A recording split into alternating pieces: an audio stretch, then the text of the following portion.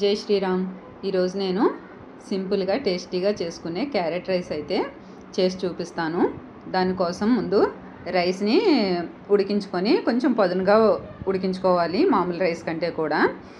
అలా ఉడికించుకొని అయితే చల్లార్చుకొని పక్కన పెట్టుకోవాలి. క్యారెట్లు కూడా కోరుకోవాలన్నమాట.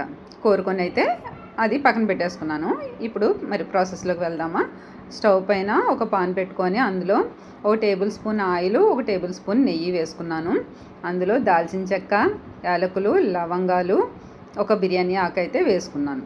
అది కూడా ఫ్రై అయిపోయిన తర్వాత అందులో ఆవాలు, జీలకర్ర, శనగపప్పు, మినపప్పు, కరివేపాకు వేసుకొని ఫ్రై అయితే చేసుకోవాలి. దాంట్లోనే ఒక ఆనియన్ అయితే చిన్నగా కట్ చేసుకొని వేసుకున్నాను. ఒక 3 పచ్చిమిర్చి వేసుకున్నాను. ఇవన్నీ ఫ్రై అయిన తర్వాత దాంట్లో నేను క్యారెట్ తురుము అయితే వేసుకున్నాను. అది 1 కప్ వేసుకున్నాను. 1 కప్ అంటే 2 క్యారెట్లు అయితే వేసుకున్నాను నేను. ఒక చిన్న కప్పు రైస్కి అయితే ఈ కప్పు రైస్కి అయితే వేసుకున్నాను.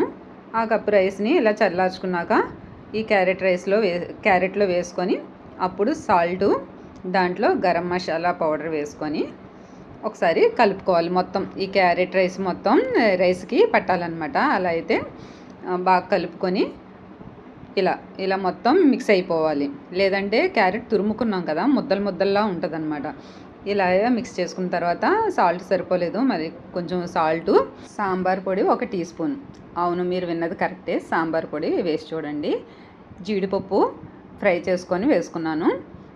ఇలా ఒకసారి మిక్స్ చేసుకొని లాస్ట్ అండ్ ఫైనల్ కొంచెం నిమ్మరసం, కొత్తిమీర వేసుకొని సర్వ్ చేసుకున్నామంటే ఆ ఫ్లేవర్ చాలా బాగుంటుంది. ఒకసారి ట్రై చేసి చూడండి.